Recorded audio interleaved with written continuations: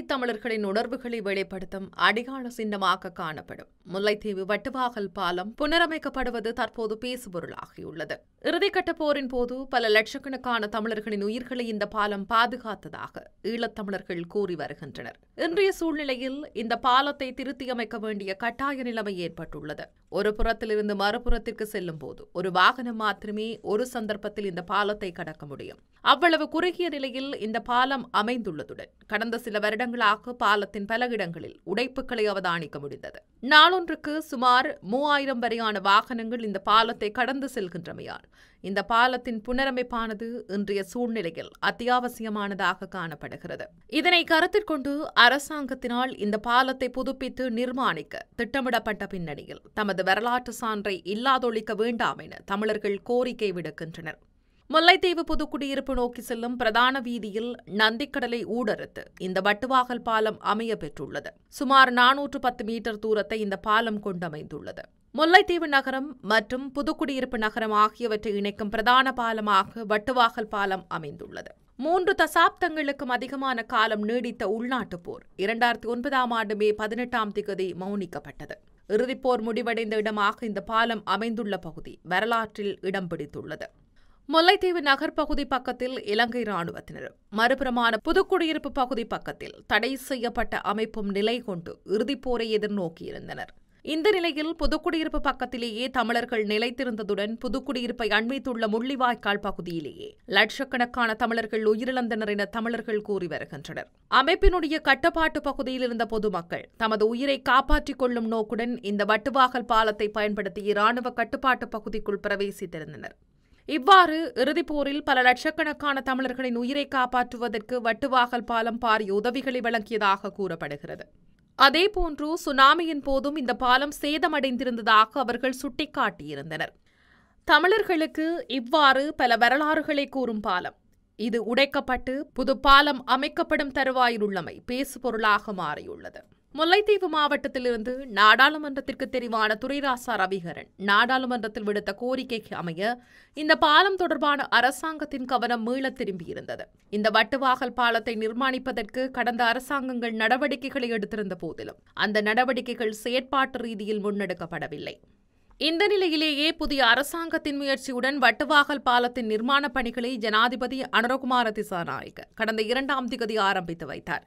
வடக்கு மாகாணத்திற்கு விஜயம் செய்திருந்த நிலையில் ஜனாதிபதி அனுரகுமார திசாநாயக்க முல்லைத்தீவு மாவட்டத்திற்கும் விஜயம் மேற்கொண்டு இந்த பாலத்தின் நிர்மாணப் பணிகளை ஆரம்பித்து வைத்திருந்தார். இந்த பாலத்தின் அபிவிருத்தி பணிகளுக்காக 1.4 பில்லியன் ரூபாய் அரசு நிதி ஒதுக்கீடு செய்யப்பட்டுள்ளது. இந்த திட்டமானது 2027ஆம் ஆண்டு செப்டம்பர் மாதம் 2ஆம் தேதி நிறைவு செய்வதற்கு எதிர்பார்க்கப்படுவதாகவும் ஜனாதிபதி ஊடகப் பிரிவு வெளியிட்டுள்ள அறிக்கையில் தெரிவிக்கப்பட்டுள்ளது. பாலத்தில் நிர்மாணப் பணிகளுக்கான ஆரம்பகட்ட வேலைகள் தற்போது ஆரம்பிக்கப்பட்டுள்ளதாக தெரிவிக்கப்படுகிறது.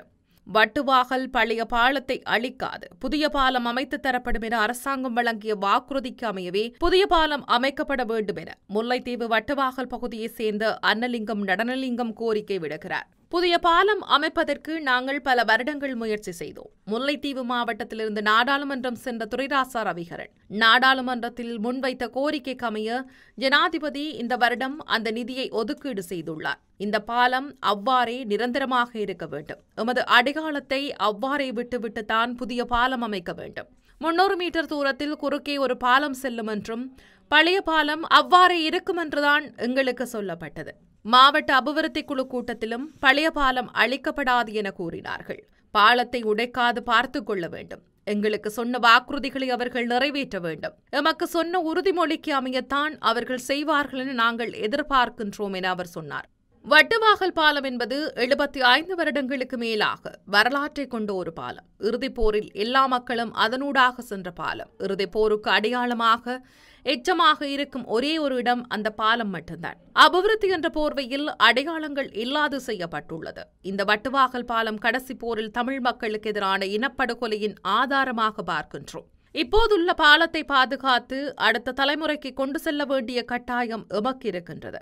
பழைய பாலம் உடைக்கப்பட்டு புதிய பாலம் அமைக்கப்பட்டால் தமிழ் மக்களுக்கு நடந்தேறிய அநீதிகளுக்கு அடையாளமில்லாது போய்விடும். இருக்கின்ற பாலத்தை இல்லாதொழிக்க நடவடிக்கை எடுக்கப்படுமாயின் அதனை நாங்கள் ஏற்றுக்கொள்ள மாட்டோம். அதை நிறுத்துவதற்கான நடவடிக்கைகளை நாங்கள் எடுப்போம் என இலங்கை தமிழரசுக் கட்சியின் மத்திய குழு உறுப்பினர் ஆண்டனி ஜெகநாதன் பீட்டர் இளஞ்செழியன் கூறியிருக்கின்றார். ஈழத்தமிழர்களின் அடையாளமாக விளங்கும் வட்டுவாகல் பாலம் முழுமையாக உடைத்து அகற்றப்படாது என நாடாளுமன்ற உறுப்பினர் துரைராசா ரவிகரன் சில ஊடகங்களுக்கு அண்மையில் தெரிவித்திருந்தார். புதிய பாலம் நிர்மாணிக்கப்படும் சந்தர்ப்பத்தில் பழைய பாலத்தின் ஒரு பகுதி மாத்திரம் சேதப்படுத்தப்படும் எனவும் பழைய வட்டுவாகல் பாலம் தமிழர்களின் அடையாள சின்னமாக பாதுகாக்கப்படும் எனவும் அரசாங்கம் உறுதி வழங்கியதாக அவர் குறிப்பிட்டார். பழைய பாலத்தை முற்றுமுழுதாக உடைத்துவிட்டு புதிய பாலம் நிர்மாணிக்கப்பட உள்ளதாக ஒரு கருத்து நிலவியது. முல்லைத்தீவு மாவட்ட செயலகத்தில் ஒரு கூட்டம் நடைபெற்றது. இந்த கூட்டத்தில் இந்த புதிய பாலம் இவ்வாறுதான் நிர்மாணிக்கப்படுகின்றது என வீதி அபிவிருத்தி அதிகார சபையினால் நேரடியாக விளக்கங்கள் வழங்கப்பட்டன. அந்த கூட்டத்திலேயே நான் மறுத்திருந்தேன். பழைய யாழ்ப்பாண நூலகம் இப்படித்தான் இருந்தது என்பதை எமது புதிய சந்ததியினருக்கு காட்டக்கூடியதாக இல்லை என்று அவர் கூறினார். இப்படியான உதாரணங்களை சொல்லிக் காட்டி வட்டுவாகல் பாலம் பாதுகாக்கப்பட வேண்டும் என கூறியிருந்தேன். வட்டுவாகல் பாலத்தின் ஒரு பகுதியாவது இருக்க வேண்டும் என்பதை ஆணித்தனமான அன்றைய தினமே கூறியிருந்தேன். அதை ஏற்றுக்கொண்டார்கள். ஒரு பகுதி மாத்திரம் இந்த பாலத்தில் இருக்கும். குறிப்பிட்ட சில இடங்களில் புதிய பாலம் அமைக்கும் போது இடையில் அளிக்க வேண்டி வரும். அந்த பாலம் நிச்சயம் இருக்கும் என்பதை வீதி அபிவிருத்தி அதிகார சபையினர் குறிப்பிட்டனர். பிரதியமைச்சர், மாவட்ட செயலாளர், நாடாளுமன்ற உறுப்பினர்கள் இருக்கும்போது விளக்கப்படங்களும் காண்பித்து இந்த கருத்து சொல்லப்பட்டது. தனிப்பட்ட ரீதியிலும் என்னிடம் உறுதி வழங்கப்பட்டது, சபையிலும் உறுதி வழங்கப்பட்டது என நாடாளுமன்ற உறுப்பினர் துரைராசா ரவிகரன் தெரிவிக்கின்றார். இந்த வட்டுவாகல் பாலத்தினை ஜனாதிபதியாக பதவியேற்று ஒரு வருட காலம் பூர்த்தியாவதனை முன்னிட்டு முன்னெடுக்கப்படுகின்ற செயற்திட்டங்களின் ஆரம்ப நிகழ்வுகளை ஆரம்பித்து வைக்க ஜனாதிபதி அனுரகுமார திசாநாயக்க கடந்த காலத்தில் வடக்கிற்கு விஜயம் செய்திருந்தார். நாட்டின் ஜனாதிபதி அனுரகுமார திசாநாயக்க அவர்கள் வடக்கிற்கான விஜயத்தை மேற்கொண்டிருக்கக்கூடிய நிலையில் முல்லைத்தீவுக்கு விஜயம் செய்து புதுக்குடியிருப்பில் இருக்கக்கூடிய பல அபிவிருத்தி திட்டங்களோடு சேர்த்து வட்டுவாகல் பாலத்தின் நிர்மாணப் பணிகளை ஆரம்பித்து வைத்தார். மிக நீண்ட கால கோரிக்கையாக இருந்திருக்கக்கூடிய இந்த வட்டுவாகல் பால நிர்மாணப் பணிகளை ஆரம்பித்து வைக்க ஜனாதிபதி அவர்களை முல்லைத்தீவு மாவட்ட அரசாங்க அதிபர் உமா மகேஸ்வரன் அவர்கள் வரவேற்றிருந்தார். தொடர்ந்து பால நிர்மாண பணிகளுக்கான பெயர் பலகையை ஜனாதிபதி திறந்து வைத்து மக்கள் மத்தியிலும் உரையாற்றியிருந்தார். இப்படியாக ஈழத்தமிழர்களுடைய போர் நினைவுகளை சுமந்திருக்கக்கூடிய இந்த வட்டுவாகல் பாலம் இனி வரக்கூடிய நாட்களில் புனர் நிர்மாணத்திற்காக எதிர்பார்த்து காத்திருக்கின்றது.